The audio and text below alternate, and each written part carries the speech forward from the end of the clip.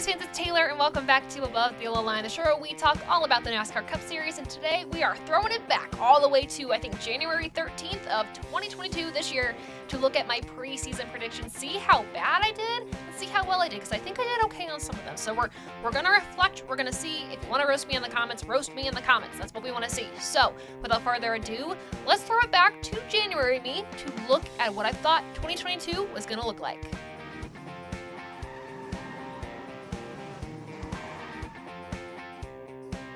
This episode of Above the Yellow Line is presented by Shaq Gear.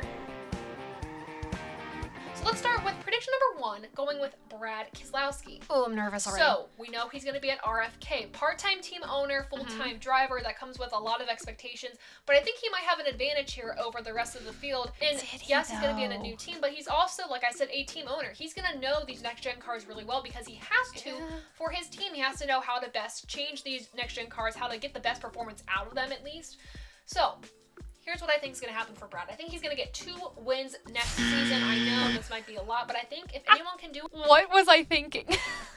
I mean, if we're going to be fair to Brad Keselowski, RFK Racing, and all of them, they technically got 3 wins this year. They won the duels. Chris Buescher and Brad, they got wins at the duels. They did not count for points, though. However, we did see Chris get a win this year, a points-paying win during the playoff era. So, in a way...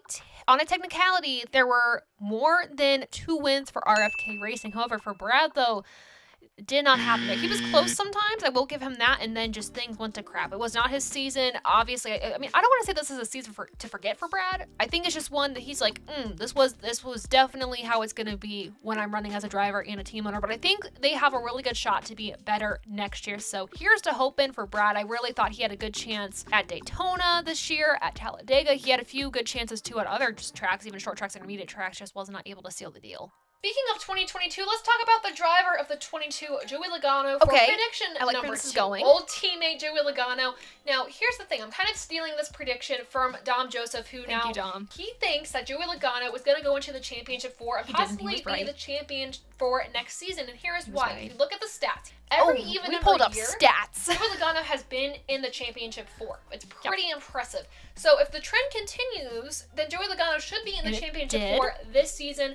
So I'm going to say that Joey Logano makes a championship 4 appearance this year. Though I don't think he's going to be the champion, because for prediction number 3, I think Hendrick Motorsports is going to retain the title. Yikes! I think the front runners for this obviously I was heading in the right direction, and all of a sudden I just fell off a cliff. So I was correct in saying that preseason I thought Joey Logano would make it to the championship 4. Prefacing this, though, if you remember my bracket that I made before the playoffs, like the week before the playoffs actually happened, I did not have Joey Logano in my championship 4, and that is what killed it for me. But Joey Logano did make it into the championship 4. However, I did not predict him to be the champion, and I totally should have. I should have just gone full force, 22 and 22, like Dom Joseph did. He was very smart going into the season. I was not. As you will see, I had a bold prediction for Hendrick Motorsports. I thought they would retain the title, and boy, was I wrong. Prediction number 4 and 5 have to do with newer drivers to the Cup Series. Prediction number 4 for Tyler Reddick, at least. I think he's going to get his first Cup Series win in 2022. Yes. There's no doubt about it for me. Not sure which track he's going to win at. I'm thinking it's going to be a one where you can really ride the high line of the track, or Harvick it, or even, I guess at this point, Kyle Larson it, do some sort of video game move. But I think Reddick is going to be really good at those. Did I technically predict a video game move happening this year? Did I or did I not? I'm going to say yes. I'm going to cheat the system a little bit and say I definitely was like, someone's going to pull a video game move. I thought it was going to be Reddick. It was actually Ross Chastain this year, but I did get it right that Tyler Reddick was going to get his first win this season, got it at Road America. Then he won Indy, then he got a win at Texas Motor Speedway, which is not necessarily the track I was thinking of where you can ride it high in the ball. I was thinking like Homestead or even something like Darlington, where I think, if I remember correctly, he was actually really close at Darlington, and then he blew a tire, and that was really unfortunate. But did get it right that Tyler Reddick did get his first win in 2022. Now, prediction number 5 is for Austin Cindric. I think he's going to really blow us away next season, and I really hope I'm not jinxing him at this point or not putting too many expectations on him as we all did with Bubba Wallace. We're all like, oh, he's going to win. mini races. He's gonna have top 10s, top 5s. I think we really blew our expectations out of proportion for Bubba Wallace. Okay. I know this prediction is supposed to be about Austin Cindric, but I want to talk about Bubba Wallace for a second. Now, I know last year we did think he was going to do fantastic things at 23XI Racing. He did win a race last year. It was rain shortened. I know a lot of people out there do not feel like rain shortened races are races won. I think they are, but I wanted to see him get a legitimate win, and he did this year at Kansas, like flat out, did great. And then once we made the crew swap for him and Christopher Bell, Bubba Wallace did amazing. Christopher Bell did amazing. Heck, went into the championship for this season. So I think this year was a vast improvement for Bubba Wallace. I know the incident between him and Larson this year. I'm not counting that in this. I'm focusing it on quality of driving alone this year, not like drama like that, but I think the quality of Bubba Wallace's driving has gotten much better. We've seen him in the top 10, top 5 more consistently, and that's where I want to see Bubba Wallace. But for Austin Cindric, let's continue that conversation. For Austin Cindric, I expect him to actually also make it into the championship contention. Okay. I expect him to make it past the round of 16, actually probably getting out after the round of 12. Oh. We'll have to see if that actually happens, and I know that kind of spoils my playoff predictions here a little bit. Yeah, it's okay, but Taylor. I hold high expectations for Austin Cindric. I think... Okay, I'm going to say prediction number 4 and 5 were a go. We got it right with Austin Cindric getting a race win. It wasn't at a road course, but I said he would get a win and make it into the championship contention. And he also got out after the round of 12 like I predicted, which is freaking wild. We made that happen. So predictions 4 and 5 are straight up 100%. Prediction number 3, was that the Joey Logano one? I lost track at this point. I think the Joey Logano one, though, at least I got right. Everything else has just kind of been ugh. But Reddick and Cindric, you saved my preseason predictions, so thank you. Let's move on. The final predictions in my 7 prediction list is with tracks. They're a little vague. They're a little bit opinionated. Oh, I don't remember this. Nevertheless, I think we're going to see this. So prediction number 6 regards Bristol Dirt. I think after this year we're done with it. At least it's a hope for me. It might not be a prediction more so than it is a hope. And I think we're going to see Bristol Dirt go away. One, there are multiple tracks.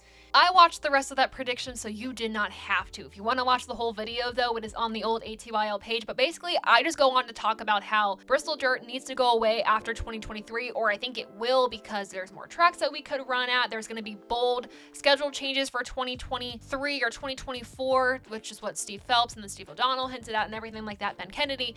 But...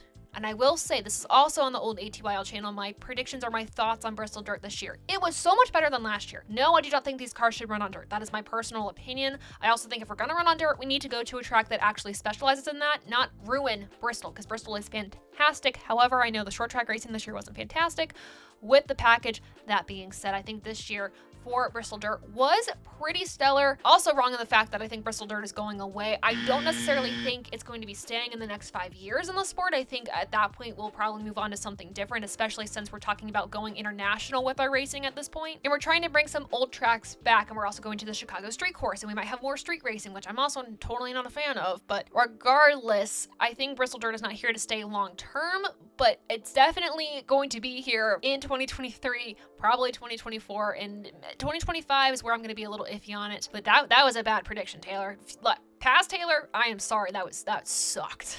The final prediction I have for 2022 is, like I said, pretty vague. It's about a track. Circuit of the Americas, I think we're going to see redemption for. Now, hear me out.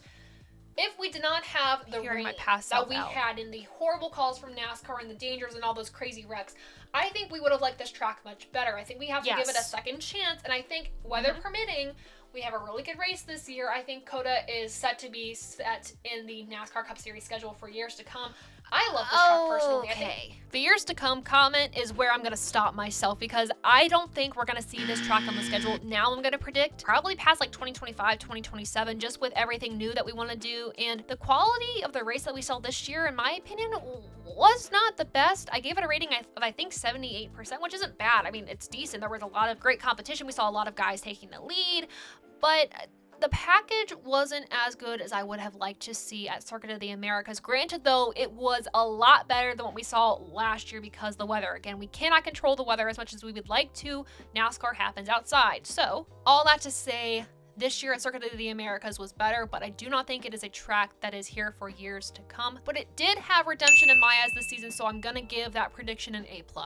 Now I want to go to my playoff predictions that I made in January, see how far off I was, see how right I was, because I think I at least did okay in the round of 16. So let's review this by looking at the playoff grid that I had made. So As I am looking at first glance, as we move down the line in the playoffs, I do much worse. That's typical though, and that's actually how it happened this year when I went to go make my actual predictions when we finished the Daytona race going into the playoffs. So here's who I had though in my round of 16, or who I thought we would have in January, because I actually did pretty good. We had Larson, Hamlin, Elliott, Blaney, Kyle Busch, Logano, Martin Truex Jr. That's the one I missed.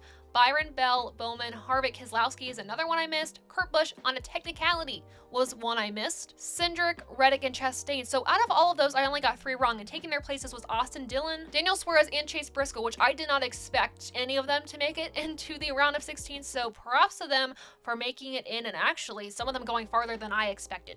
Here is where things quickly go downhill. You'll notice I was kind of pretty off on this prediction. So the round of 12 who I thought was going to make it were Larson, Hamlin, Elliott, Blaney, Kyle Busch, Logano, Martin Truex Jr., Byron, Bell, Harvick, Kurt Busch, and Cindric. Guys, that's like half I got right and half I got wrong. Obviously, Larson did not make it past the round of 12, but he made it into the round of 12. Kyle Busch didn't make it past the round of 16, so that sucks. Martin Truex Jr. didn't even make it into the playoffs. Kurt Busch, because of the concussion, had to withdraw from competition. He didn't make it past the round of 16, didn't make it into the round of 16 technically. But what I am proud of is that I thought that Cindric was going to make it to the round of 12. I mentioned that earlier in the video, I know, but I'm still very, very proud of it. Round of 8 is even rockier. We had Larson, Hamlin, Elliott, Blaney, Kyle Busch, Logano, Byron, Harvick. Harvick obviously did not make it into the round of 8. Kyle Busch was out after the round of 16. Larson, we already mentioned, didn't make it past the round of 12. And then my championship 4 is where it all crumbles. I only got 1 right. In this one driver that I got right preseason, I didn't even put in my postseason championship 4 bracket. So I fumbled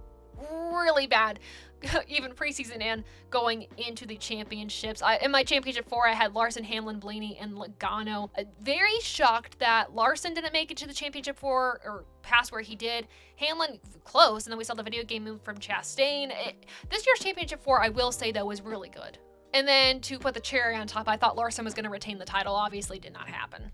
So those were my preseason predictions. I think overall I've got to give myself like a solid B, because I think I did okay. If you give me a different grade, or if you had preseason predictions that came true or didn't come true, I want to hear them in the comments below. But with that, we are done with this episode of ATYL, the show where we talk all about the NASCAR Cup Series. We'll be back with another live stream this Friday at 7 p.m. Eastern Time, so make sure to tune in to that. But in the meantime, if you want to hear more from me and from us at TobyChristieCom and Above the Yellow Line, make sure to check out our social media pages. I'm on Twitter and TikTok at _TaylorKitchen_. I'm also at Above the Yellow Line on Instagram, YouTube, and wherever you get your podcasts. TobyChristie.com is also on all social media platforms, so make sure to search TobyChristieCom in all of those places. Last but not least, I want to give a huge shout out to 2 great partners of TobyChristieCom and ATYL. They are Shaq, iGear, and Doordash, so thank you to them for supporting us and everything that we do. As always, you can find all of those pages linked in the description below, but before you check those out, make sure to like this video, subscribe to the channel, share this with your friends and family, and guys, thank you so much for supporting us here at Above the Yellow Line and TobyChristie.com, and until next time, I'll see ya.